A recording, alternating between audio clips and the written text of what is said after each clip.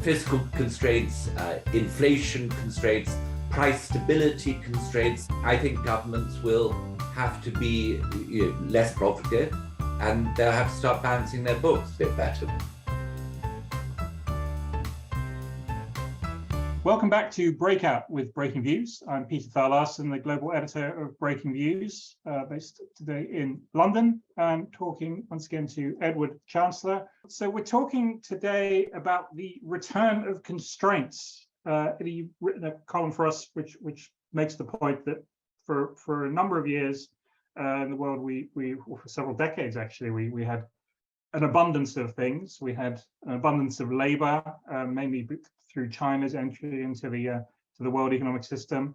We had new technology, we had relatively cheap energy, and most importantly, we had abundant capital. And you're making the point that really all of those things have now changed, and that makes a big shift in the way that in the way that markets and economies work. I think so. When I was at school and went into my first economics lesson, we were taught that economics was the distribution of scarce resources. And as you know, the word economize is to use thriftily.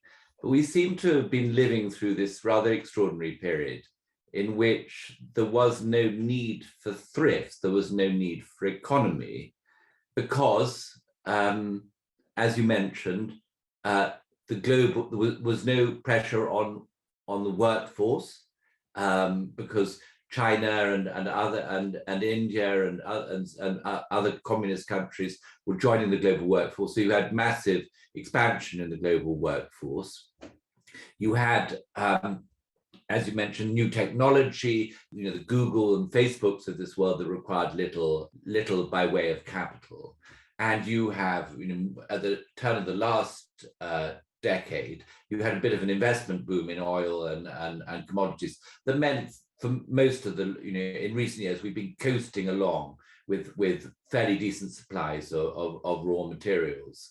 And on top of all this, we had this era of zero interest rates, combined with massive global capital flows, which meant that countries like Britain could run these endless current account deficits, funding it with foreign capital that they were paying very little on. And I think that era has come to an end. I think that the collapse of the Truss, of Liz Truss's government in the UK, which, as you know, is the shortest government in British history, that was replaced this week with a new administration under Rishi Sunak, it pushed into the barriers, and suddenly, or the tripwires, you want to call it, and suddenly we came to, we realized that there were limitations. So the constraints came back. Well, I mean, in particular, that case, the constraint was on the idea that governments could just borrow freely. And then this comes after, these tremendous tremendous borrowing splurge during lockdowns. But the constraints now are fiscal constraints, inflation constraints, price stability constraints, and the British even discovered that hoary emerging market constraint, namely a balance of payments constraint, as sterling was nosediving towards parity with the dollar.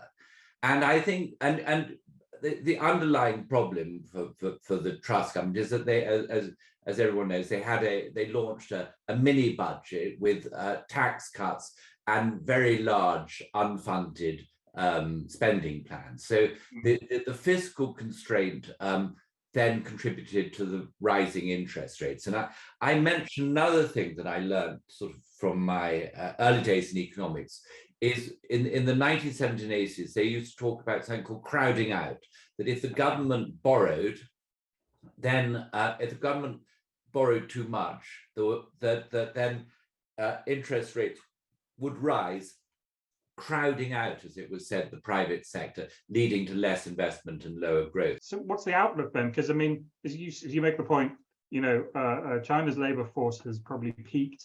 So there's no more excess labor in China for everybody to draw on, and other countries are also aging quite rapidly.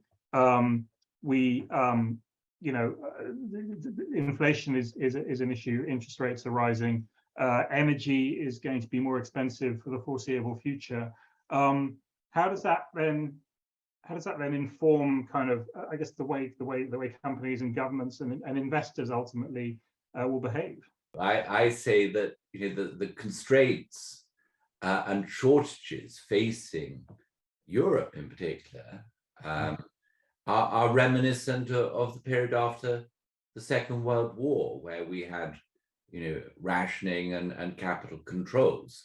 I think you mentioned briefly that I think the energy problem is going to be with us for a while, and that we have inadequate supplies of conventional hydrocarbon energy, and yet we don't have the investment in place for a smooth transition to a sort of hydrocarbon-free energy source. So I think we're going to have that constraint, and I think then you're going to get rationing. We already see rationing in Europe with energy, and I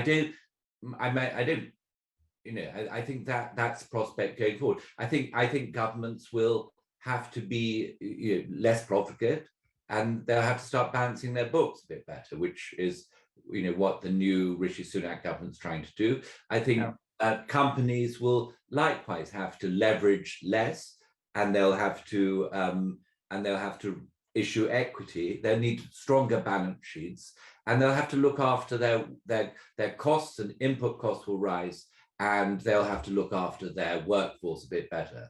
As ever, Eddie, a cheerful note on which to end. Thank you very much, and we'll talk to you again soon. Thanks.